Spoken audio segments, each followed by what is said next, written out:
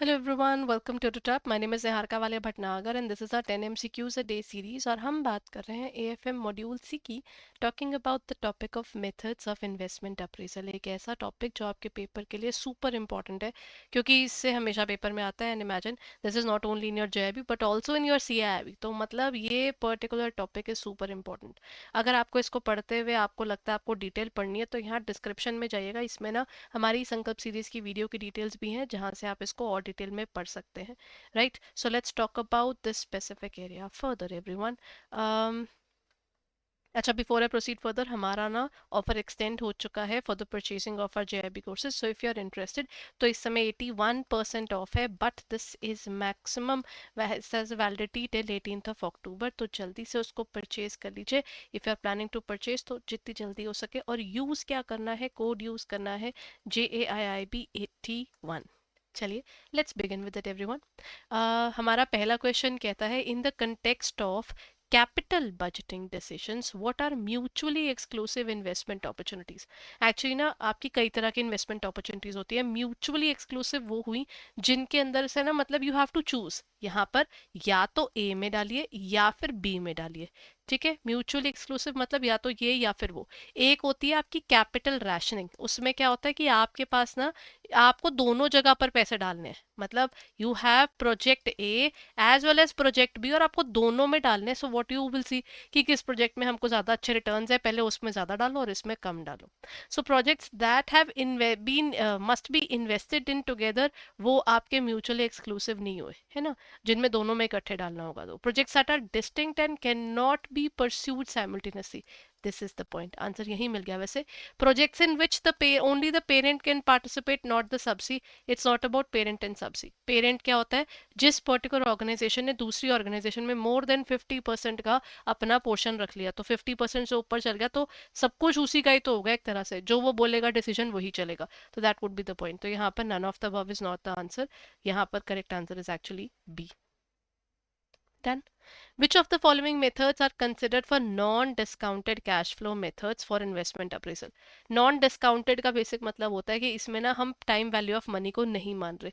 Time value of money क्या होता है, मेरे को आप आज पैसे दे दो, ठीक है, उसकी वैल्यू मेरे लिए ज्यादा होगी, या आप मेरे को 4 साल बाद पैसे दोगे उसकी वैल्यू ज्यादा होगी।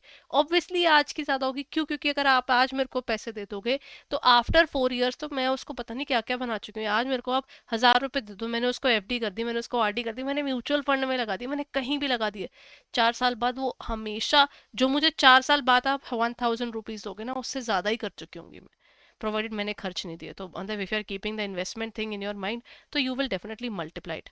लेकिन नॉन डिस्काउंटेड कहता है नहीं, तब का 1000 अब का 1000 सेम है, आपको टाइम वैल्यू ऑफ मनी को कंसिडर नहीं करना है।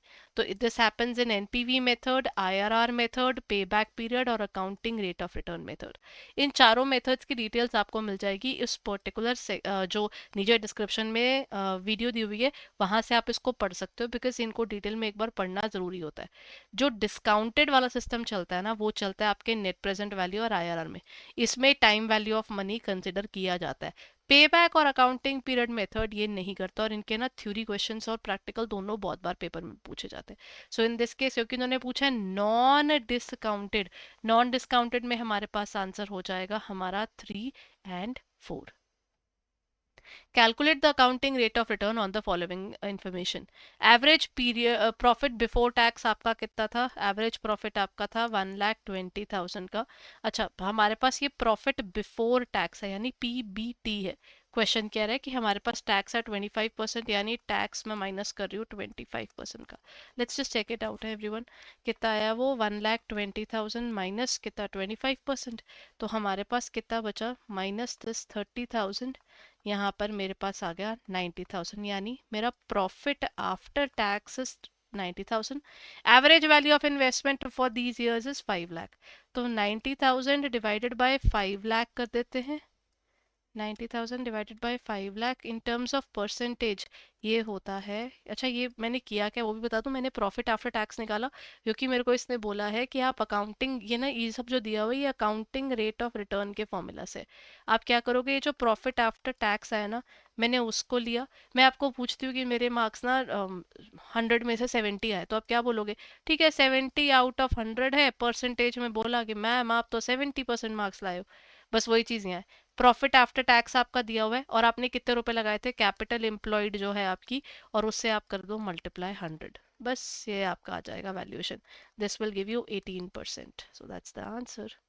इजी क्वेश्चन, स्कोरिंग है, आराम से हो जाता है, ध्यान से करना है पेपर में, ठीक है। Then comes payback period method of valuation simply seeks to measure the dash that will be sufficient to pay back the cost of investment. Payback period method कहता है कितने समय में आप एक्चुअली पैसा रिकवर कर लोगे। इसका और कोई मतलब नहीं होता। अब मुझे एक बात बताओ, मैंने ना कहीं पे पैसा लगाया और वो प्रोजेक्ट बड़ा रिस्की है, अगर वो प्रोजेक्ट रिस्की है तो मैं ना परमात्मा से प्रे कर रही हूँ, भगवान प्लीज कुछ भी करके ना मेरा पैसा जल्दी वापस आ जाए। Now there is a point there, because I am worried कि मेरा पैसा वापस आएगा कि नहीं आएगा, तो मेरे को होता है कि जितनी जल्दी मेरा पैसा वापस आ जाए बहुत है। I am not worried about profit कितना आ रहा है, मेरे को पे बैक पीरियड में बस ये जानना है कितने समय में मैं वो एक्चुअली पैसा रिकवर कर पाऊंगी। That is the pay back period. So the answer is rate of return, length of time, cost of capital और नन ऑफ द अबव।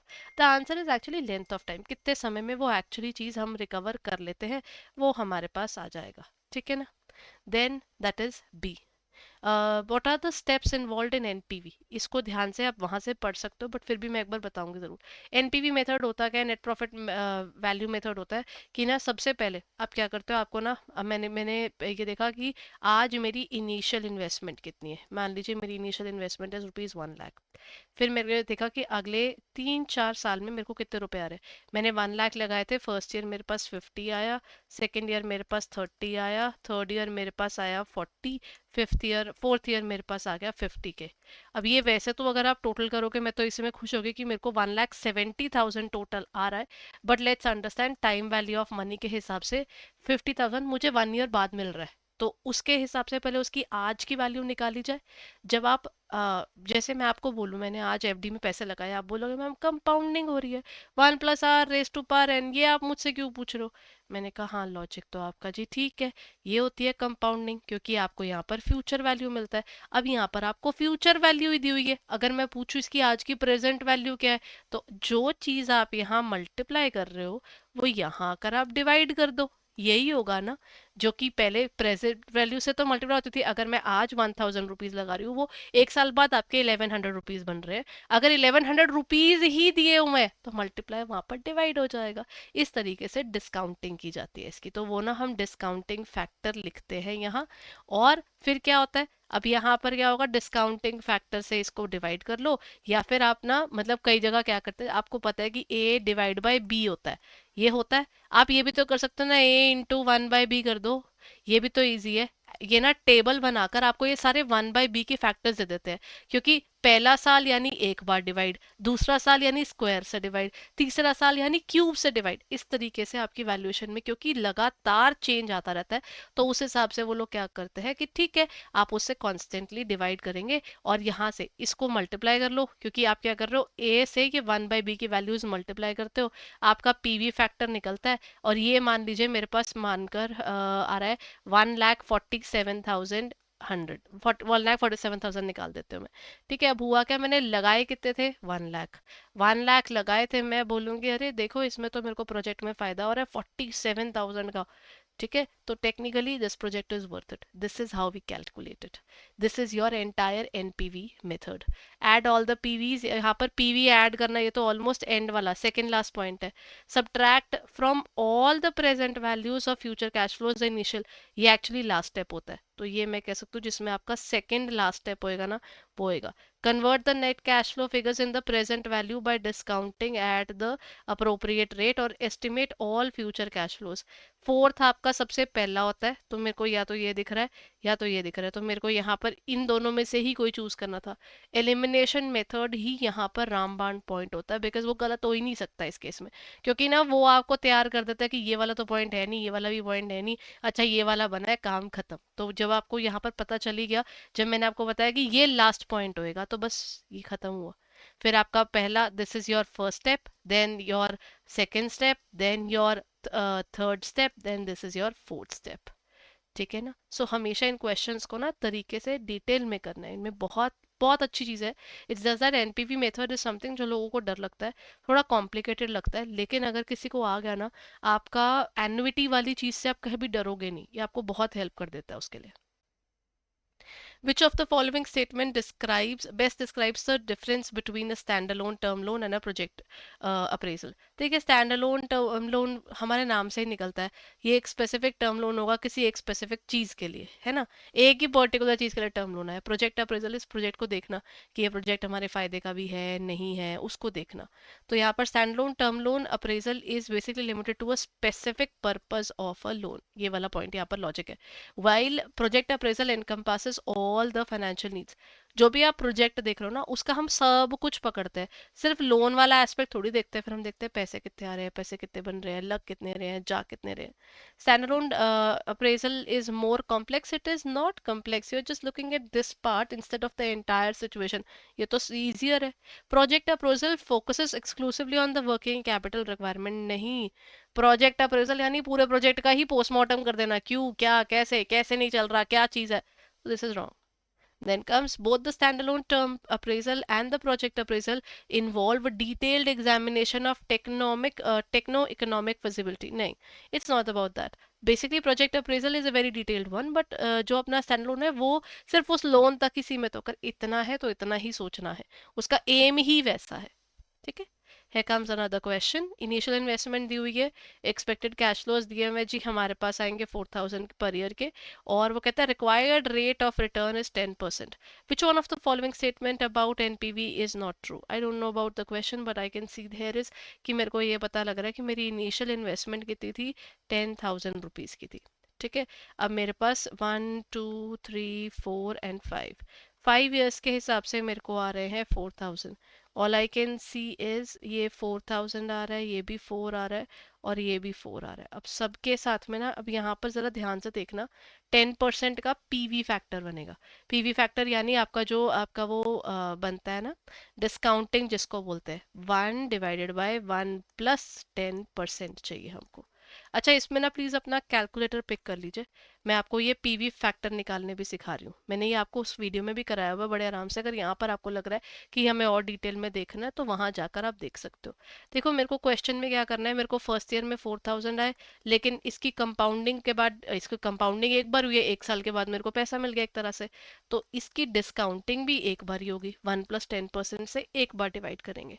दूसरे वाले में हम 1 + 10% के स्क्वायर से डिवाइड करेंगे, तीसरे वाले में हम क्यूब से डिवाइड करेंगे, फिर हम 4 से डिवाइड करेंगे और 5 से। तो ये वाली चीज ना, ये 1/1 + 10% से, ये आपका 1 टाइम, फिर 2 टाइम, फिर 3 टाइम, फिर 4, फिर 5, ये चाहूँ ना मैं एक बारी में ही कैलकुलेटर पर निकाल सकती हूँ। तो आप क्या कीजिए, just follow what I am saying, type 1 then divided by, अब ये जो 1 + 10% है ना, आप कैलकुलेटर पर पहले टाइप करके रख लो, ये 1.1% बनता है, मतलब ये 1.1 बन जाएगा। ठीक है। तो मैंने 1/1 लिखना है, फिर आप इक्वल टू पर दबाओ, तो फर्स्ट ईयर के बाद आएगा 0.909। अब यहीं रुक जाइए, एन्युइटी फैक्टर निकालने के बाकी मेरे को सेकंड थर्ड फोर्थ ईयर का करना है। एक लॉजिकल तरीका तो ये है, 1 + 10% का पहले 1 टाइम निकालो, फिर स्क्वायर निकालो, फिर क्यूब निकालो, और हर एक को 4000 से बार बार डिवाइड करते चलो। अगर इतनी ही लंबी प्रोसेस करनी है, मैं कैलकुलेटर क्यों यूज कर रही हूँ? सब कोई सोचता है कि मैम स्क्वायर तो निकल ही जाएगा, क्यूब तो निकल ही जाएगा, फिर डिवाइड कर लेंगे। इतना लंबा जाने की जरूरत नहीं है, कैलकुलेटर बहुत समझदार है। अगर आपने किसी चीज का एक बार ही डिवाइड किया, इक्वल टू दबा दिया, अब दोबारा इक्वल टू दबाओगे ना, वो ऑटोमेटिकली इसी का स्क्वायर दे देगा, तो यहाँ पर आ जाएगा 0.826। क्या करना है, जैसे ही 0.909 दिखा आपको, सिर्फ एक बार इक्वल टू दबाना, बार बार नहीं दबाना, एक ही बार में सिर्फ इक्वल टू, और कुछ नहीं टाइप करना आपने। जैसे ही 0.909 दिखा, बस इक्वल टू दबाइए, आपके कैलकुलेटर में ये वैल्यू चेंज होनी चाहिए। अगर वैल्यू चेंज होती है तो मतलब आपके पास जो हमारे पेपर में जो कैलकुलेटर यूज होना चाहिए वो है, अगर वो नहीं होती है तो आपका कैलकुलेटर शुड बी चेंज्ड। ठीक है, क्योंकि सारे कैलकुलेटर्स में ये एन्युइटी फैक्टर वाला ऑप्शन नहीं होता। देन दोबारा इक्वल टू दबाइए, तो यहाँ पर आएगा 0.751। हाँ, ये मुझे याद है, क्योंकि मैंने इतनी बार 10% का निकाला हुआ है कि मेरे को ये सारी याद ही थी। तो आप लोगों के लिए अच्छा होगा कि या तो आप इसको याद कर लो 10% वाले को, या आप पेपर में आपको निकालना आना चाहिए कि अगर उन्होंने क्वेश्चन में नहीं बताया तो। 0.909, 0.826, 0.751, फिर आता है 0.683 और लास्ट आएगा 0.621। ये चेंज हो सकता है, आपके अप्रोक्सीमेशन के ऊपर है, आपकी श्रद्धा है। तो ये बस इक्वल टू दबाई जाओगे ना, तो ये पहले 1.1 से डिवाइड करेगा, फिर 1.1 स्क्वायर कर देगा, फिर 1.1 क्यूब के हिसाब से करेगा। ये ऐसे करते करते मेरे को 5 टाइम्स के हिसाब से निकालना था। तो मैं इसकी वैल्यूएशन निकाल सकती हूँ 4000 से। अलग अलग को यहाँ पर आप कर लो मल्टीप्लाई, 0.909, 0.826, 0.751, 0.683 और लास्ट आया 0.621। बस इन सबको इससे कर लीजिए मल्टीप्लाई और यहाँ पर आ जाएगा आपका आंसर। डरना नहीं है, वैसे इसका एक और भी तरीका होएगा, इसको कॉमन ले लो। जिनको मैथ्स का एडवांस लेवल आता है वो आपको पता होगा कि जब आपको दिया हुआ है इक्वेशन के अंदर 4000 इंटू 0.909, फिर आपको चाहिए 4000 इंटू 0.826। यहाँ पर पॉसिबल है जब ये वाली वैल्यू सबकी चेंज हो रही है लेकिन ये सेम है, तो आप 4000 कॉमन लेकर सब इकट्ठा करके मल्टीप्लाई कर लो। ये आपको है, मतलब आपके ऊपर है कि आप ये वाला मेथड यूज करते हो या वो करते हो। 0.909, ठीक है, हमारे पास था 1/1.1। फर्स्ट आया 0.909, सेकेंड 826, 751, 683 एंड 621। अब मैं इसको अगर टोटल देखूं तो मेरे पास आ रहा है 3.79। उसके हिसाब से 4000 से बस मल्टीप्लाई करना है। तो मेरे को ये पता चल रहा है कि मैंने लगाए 10,000 थे, लेकिन अगर मैं ऐसे चेक करूं तो मेरा आ रहा है 15,163। मेरे को ये दिख रहा है मेरे को तो ज़्यादा पैसे आ रहे हैं, इसका मतलब मेरी एनपीवी पॉजिटिव है कि नेगेटिव है मैं निकाल सकती हूँ। A higher required rate of return will always result in lower NPV. नहीं नहीं, ये वाला पॉइंट नहीं है इसमें कि हम नहीं, अच्छा, अगर higher required rate of return है, हाँ ये वाली चीज़ ठीक है। एक्चुअली ना पता है, ये higher required rate of return है, मतलब आप सोचो ना, आप नीचे वाले बड़े नंबर से डिवाइड करोगे तो ये वाली वैल्यू तो ऑटोमेटिकली छोटी होगी। जितना आपका डिनोमिनेटर बड़ा होता है ऊपर की वैल्यू उतनी छोटी होती जाती है। तो ये वाला पॉइंट एक्चुअली सही है और ये क्वेश्चन कह रहे हैं not true. NPV can be use to compare different investment options with varying initial investments and cash flow patterns. Yes, कुछ भी हो सकता है। यहाँ पर मेरा 4000 कॉमन आ गया, हो सकता है कहीं पर कुछ और होता, कोई 4 होता, कोई 8 होता, कोई 12 होता, तो it can very. A positive NPV indicates that the project is expected to generate return that exceeds the required rate of return, or NPV considers the time value of money by discounting future cash flows to the present value. I think यहाँ पर ना मेरे पास तो D भी सही है। बस max मेरे को लग रहा है कि यहाँ पर ना सी में हम लोग क्या कह सकते हैं, higher required rate of return will be required. एक मिनट, वैसे तो एक्चुअली सही बताऊँ सी वाला भी सही आ रहा है। जो एनपीवी है वो अगर पॉजिटिव है तो ये वाला पॉइंट ठीक हो गया, ये वाला पॉइंट भी ठीक हो गया। NPV can be use for different investments, तो ये भी सही है। अगर हमारे पास तीन तो सही आ रहे हैं, फर्स्ट वाला दोबारा देखे, higher required rate of return will always, नहीं, अच्छा हाँ ये वाला हम कह सकते हैं। फर्स्ट वाला फिर गलत हो सकता है, ये जो ए है ना इसमें फिर गलत हो सकता है। उसका रीजन ये है, हायर लेवल पर बात करने वाली चीज़ है। कई कई बार ना प्रोजेक्ट्स के अंदर ना आपकी कैश फ्लोज में कुछ वेरिएशंस आ जाती है, वो हर बार ये नहीं होगा। विल ऑलवेज रिजल्ट वाली चीज़ नहीं हो सकती। तो क्वेश्चंस आपके नंबर है, नंबर का खेल है, कुछ जगह माइनस हो गया, कुछ जगह प्लस हो गया, हो सकता है कि वो एंड में आकर चीज़ अलग ही आ जाए। तो हर बार आपके कैश फ्लोज ऐसा नहीं होता ना प्रोजेक्ट में हर बार पैसे ही आ ही जा रहे हैं, हो सकता है आपको बीच में लगाने भी पड़ जाए, तो वो पूरी गेम चेंज कर देता है प्रोजेक्ट की मॉडलिंग के अंदर। तो यहाँ पर ये वाला पॉइंट मैं कह सकती हूँ, ये वाला ऑलवेज नहीं होता, तो इसका आंसर शुड बी ए। बाकी तीनों तो सही लग रहे हैं, ठीक है, तो the answer is a. Now comes, which one of the following values of the NPV indicates that an investment is a good decision? हमेशा याद रखिएगा, जहाँ पर पॉजिटिव होगी वो ले लेना, जो नहीं होगी तो नहीं लेना। अगर एनपीवी आपकी इज ग्रेटर देन जीरो तब तो बढ़िया, आप तो ले लो फिर उस प्रोजेक्ट को, क्योंकि आप कमा रहे हो ना उस प्रेजेंस, उस पर्टिकुलर बिजनेस से आपको पैसा आ रहा है, प्रोजेक्ट खत्म होने पे आएगा, तो ये बेनिफिशियल है। उससे कम होगा, इज लेस देन जीरो, फिर क्यों लेना, ठीक है। एनपीवी इज, सॉरी, हाँ it is greater than zero, this is less than zero और इक्वल टू जीरो। वैसे एक्चुअली इक्वल टू जीरो हो गया तो ये आपका नो प्रॉफिट नो लॉस वाली सिचुएशन है, जितने रुपए लगाए थे उतने ही वापस आ रहे हैं। तो उस हिसाब से ये तो इनडिफरेंट है, आपकी इच्छा है। कई बार आप उठा लेते हो प्रोजेक्ट को, कोई गुडविल है हमारी उस चक्कर में, तो इसका answer has to be A, right. Now comes, IRR क्या, इंटरनल रेट ऑफ रिटर्न, आप कितना चाहते हो रेट ऑफ रिटर्न, ये उसकी बात करते हैं। इंटरनल रेट ऑफ रिटर्न है हम लोग अपना पैसा ही बिजनेस में लगाते हैं, तो हम कितना चल रहे हैं उसके ऊपर, क्या पैसा आ रहा है हमारे पास वापस। The risk adjusted hurdle rate of the company, ना it's not hurdle rate, risk adjusted and inflation adjusted hurdle rate. Hurdle rate की तो मैंने बात ही नहीं करी, ये मेरा पैसा है जो मैं लगा रही हूँ बिजनेस के अंदर, और मैं चाहती हूँ मेरे पास रिटर्न कितनी आ रही है। The rate of interest for which the NPV of the project is actually zero. ये पता है कौन सा पॉइंट होता है, आईआरआर को ना एक तरह से break even point of NPV बोलते हैं, कि जितने रुपए आप आज लगा रहे हो, आने वाले समय में जितने रुपए आ रहे हैं, उसको अगर आज आप प्रेजेंट पर लेकर आओ, यानी मैंने हर एक वैल्यू को आज की प्रेजेंट पर लाया, कल मैंने 50 लगाए थे, उसके बाद मेरे को 60 आए, सेकेंड ईयर में, थर्ड ईयर में, फोर्थ ईयर में, इन सब के अगर आज की वैल्यू लगाई जाए, तो जब मैंने आज 50,000 लगा रही हूँ ना, इनसे टोटल प्रेजेंट वैल्यू में भी टोटल जब 50 मैच करेगा, यानी मैं कहती हूँ मेरे लिए ब्रेक इवन पॉइंट है। इस ब्रेक इवन पॉइंट के ऊपर मेरे को पता है पैसा आएगा, है ना। तो ये वाली चीज होती है कि जहां पर आप कहते हो कि आपने 50 अगर आज प्रेजेंट पे लगाया है, और आने वाले फ्यूचर वैल्यू को अगर आज पर लेकर आ रही हूँ, प्रेजेंट पर ला रही हूँ, तब भी 50 बन रहा है, no profit no loss situation, that is your IRR. ठीक है, ये मिनिमम रेट ऑफ रिटर्न है जो कहता है कि भगवान ये तो बननी ही चाहिए हमारी। The rate of interest for which the net present value of the intra company cash flows associated with the project is zero, intra companies within the company, so that is not the point। इसका clearest example सी ही है, जहाँ पर NPV zero होगा वो हमारी IRR कहलाती है। ये इसका सबसे सिंपल डेफिनेशन है। Which one of the following statements regarding the document payment guarantee is correct? That is deferred payment guarantee। ठीक है, अगर हम डेफर्ड पेमेंट की बात करते हैं, डेफर्ड पेमेंट क्या होती है पता है? डेफर्ड पेमेंट हमारी वो पेमेंट होती है जिसके अंदर ना हम क्या कह देते हैं, जहाँ पर हमारे पास क्या होगा, डेफर्ड इज बेसिकली जिस पेमेंट को ना हम लोगों को करने में आगे आगे के टाइम दे देते हैं। DPG is a fund based method for financing the fixed assets. Deferred is basically postpone करना ना, तो एक तरह से ये सिर्फ फिक्स्ड एसेट्स पर तो लिमिटेड नहीं है। In DPG the bank does not guarantee the repayment schedule. नहीं, हम ये भी नहीं बोल सकते कि गारंटी की नहीं होता, क्योंकि एक्चुअली हमारे लिए किसी को गारंटी देनी होती है। अब मान लीजिए मैंने कोई लोन लिया है मेजर, तो मेरे को कोई गारंटर भी तो चाहिए होगा, तो कई बार बैंक्स गारंटी दे देते हैं इस प्रोजेक्ट के अंदर उस पर्टिकुलर क्लाइंट की, कि अगर नहीं देते तो हम बैठे हैं इसके लिए, इसके पास इतना पैसा है, ये पेमेंट कर देगा। If the purchaser defaults the payment, bank is not obligated to pay. अगर बैंक ने गारंटी दी है तो बैंक के ऊपर वो प्रॉब्लम आएगी।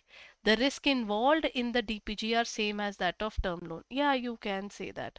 इसमें ये वाली चीज़ तो रहती ही है, क्योंकि इसमें अगर आप पेमेंट नहीं कर पाओगे तो उसके बाद क्या होगा, आपको पेमेंट अगर आप नहीं कर पाए हो तो लेटर ऑन इस पेमेंट के लिए जो आपसे पैसा रिकवर करने का तरीका है वो सेम ही है। अगर आप नहीं पे बैक कर पाए, बैंक ने कर दिया, उसके बाद बैंक भी तो आपका लेंडर बन गया ना, फिर आपको किसी भी तरीके से बैंक का लोन चुकता करना है, तो that makes the things very difficult. So in this case the answer is actually D. So this is it everyone, I hope ये सेशन आपके लिए हेल्पफुल रहा।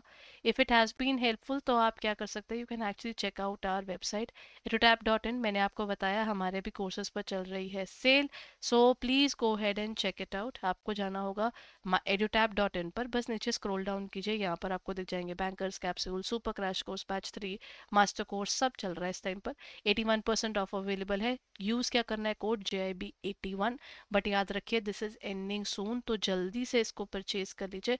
हमारे capsule course is complete recorded course, ठीक है, जो हमारा चैप्टर वाइज है, इसमें सब कुछ चैप्टर वाइज मॉक टेस्ट भी मिलेंगे और सब जगह मिलेंगे आपको। हमारे कोर्सेज में आप कोई भी बाय कर रहे हो ना, आपको सब जगह पर क्या क्या मिलेगा। सुपर क्रैश कोर्स पूरा लाइव है, मास्टर कोर्स पूरा डिटेल्ड कोर्स है, तीनों में फर्क है। बैंकर्स कैप्सूल पूरा रिकॉर्डेड है, सुपर क्रैश कोर्स पूरा लाइव है, और मास्टर कोर्स है तो पूरा रिकॉर्डेड, डिटेल्ड रिकॉर्डेड, लेकिन बिल्कुल पेपर से पहले हम रिविजन के लिए आपको लाइव भी पढ़ाते हैं, जो बिल्कुल पेपर से पहले रिविजन की क्लासेस होंगी। हर एक के अंदर आपको PYQs मिल रहे हैं, कॉन्सेप्ट नोट्स मिल रहे हैं, कॉन्सेप्ट की क्लासेस मिल रही हैं, और मतलब क्योंकि पढ़ा रहे हैं ना इसमें, तो इन बस दोनों में बस रिकॉर्डिंग नहीं और लाइव का फ़र्क है, और मास्टर कोर्स में पूरी तरह से रिकॉर्डेड है। हर एक के अंदर आपको मैकमिलन बुक मिल रही है, फुल लेंथ मॉक टेस्ट मिल रहे हैं, और चैप्टर वाइज भी मॉक टेस्ट मिल रहे हैं। तो जल्दी से अगर आप इफ़ यू आर लुकिंग तो डिसाइड कर लीजिए आपको क्या खरीदना है, और जल्दी से उसे परचेज कर लीजिए, टाइम बहुत कम रह गया है। ऐसा ना हो कि आप चीज़ खरीद लो और उसको फिर आपकी पढ़ाई ना हो सके, तो it should be value for money. So you should start preparing right away and do not waste any more time any further, क्योंकि बिल्कुल पेपर पेपरों में आकर प्रिपेयर करना इज़ टू डेंजरस। दोबारा 6 महीने वेट करने वाली बात हो जाती है। इट इज़ बेटर कि आप अभी डिसाइड कर लो मैंने पेपर देने हैं, अब मेरे को 2 दिन लगे 4 दिन लगे मैं बिना सोए भी पढ़ लूँगा। I will look into it कि मेरा पेपर का कोई दिन खराब ना जाए। आपके पास अभी छुट्टियां आ रही हैं बिकॉज अभी एग्जाम से पहले आपके पास में एक बार आप कितनी जगह पर आप फंसे हुए होते हो, तो इट इज़ बेटर कि आप फेस्टिविटीज़ के बीच में भी अपने लिए टाइम बिता लो कि आपने पढ़ना है। You decide your resources and start it right away so that just before the examination you do not get into that chaotic situation again, right? So that's it for the day everyone, all the very best and keep on learning, and jaldi se purchase kar lijiye if you are interested. Thank you.